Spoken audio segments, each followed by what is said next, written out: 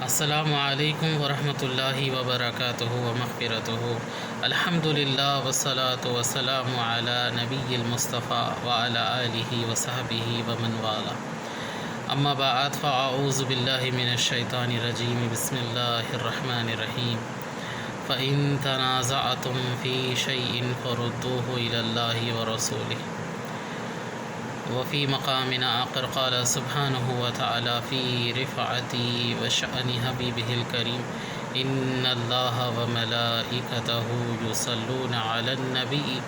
يا أيها الذين آمنوا صلوا عليه وسلموا تسليما اللهم صل على سيدنا محمد معدن الجود والكرم منبع العلم والحلم والحكم وعلى آله وصحبه وسلم۔ محترم سامعین و مشاہدین کرام، مولا سبحانہ و تعالیٰ کے فرمان عالی شان کو میں نے آپ کے سامنے تلاوت کا شرف حاصل کیا، جس میں اللہ تبارک و تعالیٰ یہ ارشاد فرماتے ہیں کہ اگر تمہارے درمیان کوئی ایسی چیز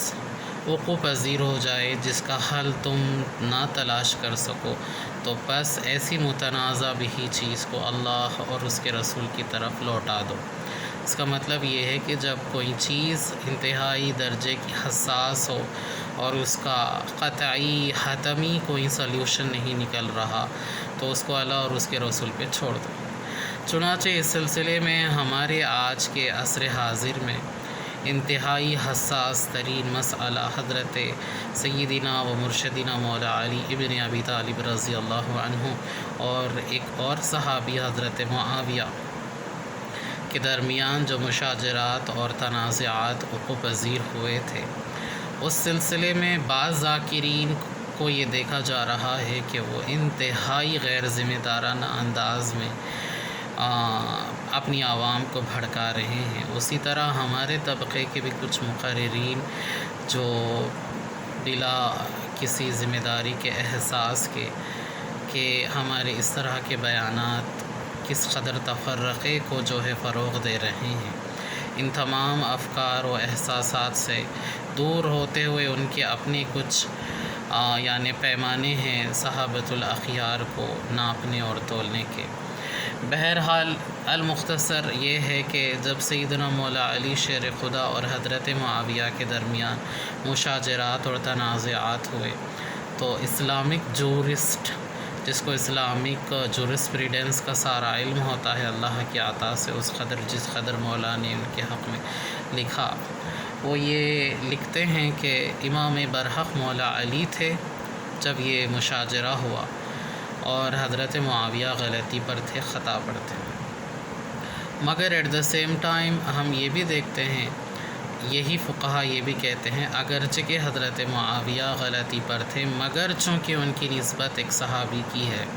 اور رسول ابد قرار سید ابرار دونوں عالم کی بہار کے ذات منور سے ان کا تعلق صحابی ہی درجے میں تھا، اسی لیے ان کی بابت زبانوں کو چپ رکھا جائے تاکہ لوگوں میں یہ میسیج نہ چلا جائے کہ خدا نخواستہ نعوذ باللہ اصحاب محمد میں کچھ ایسے بھی تھے۔ تو ہمارا یہ توجہ دلانے کا مقصد یہ ہے کہ کچھ مقررین جو ہمارے طبقہ اہل سنت والجماعت میں سے ہے، جو پوری ایڑی چوٹی کا زور اس بات پر لگاتے ہیں کہ حضرت معاویہ کے کردار کو کچھ اس انداز میں پیش کیا جائے جس طرح ویلن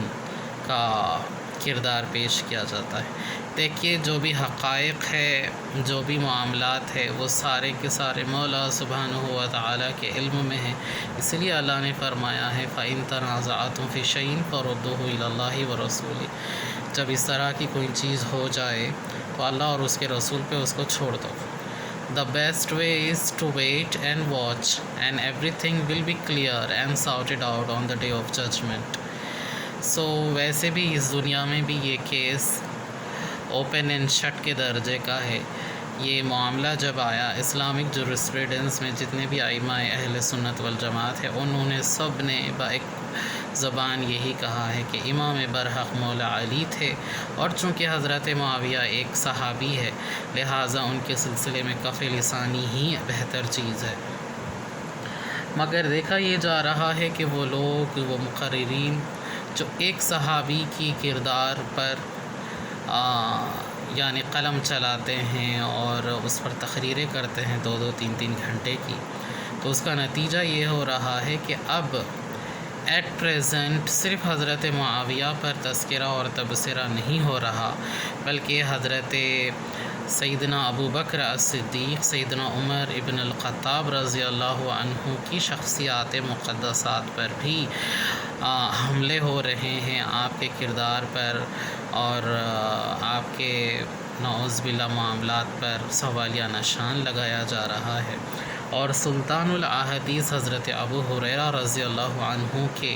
بارے میں بھی ہمارے اپنے اہل سنت والجماعت کے نوجوان اس قدر بے باکانہ انداز میں اور حد درجہ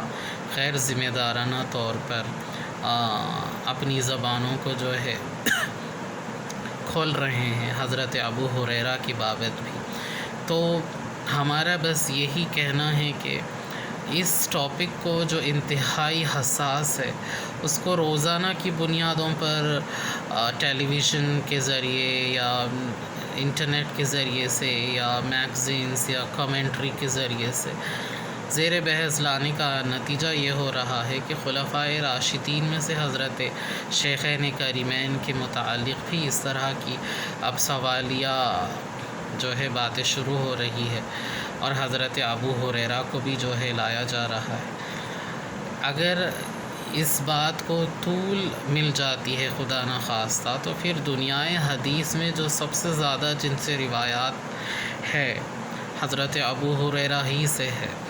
تو پھر لوگوں کا اعتماد اسناد پر اور احادیث پر سے بھی ہٹ جائے گا۔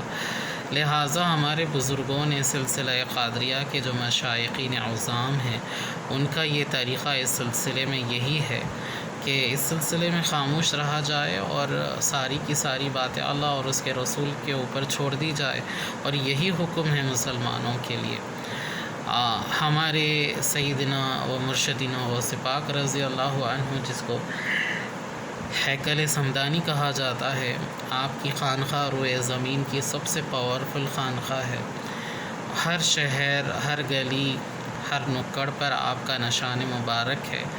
آپ انتہائی عظیم الشان خطب دوراں ہیں، خطب ہر وقت ہے۔ آپ کا اس سلسلے میں یہ موقف ہے کہ آپ کے لٹریچر کو ہم نے بارہا دیکھا، کہیں پر بھی حضرت معاویہ کی بابت لمبے چوڑے تذکرے و تبصرے نہیں ہیں، کیونکہ اللہ کی عطا سے ہمارے شیخ طریقہ سیدنا غوث پاک رضی اللہ عنہ یہ بات کو جانتے تھے۔ ایک تار اب چھیڑیں گے تو ساری بات اتنی آگے نکل جائے گی کہ پھر عوام تعظیم و تکریم اصحاب محمد کے سلسلے میں کوتاہ ہو جائیں گے۔ بس یہی ایک بات تھی، وما علینا الا البلاغ وما توفیقی الا باللہ ان اللہ هو الولی التوفیق۔ مع السلام۔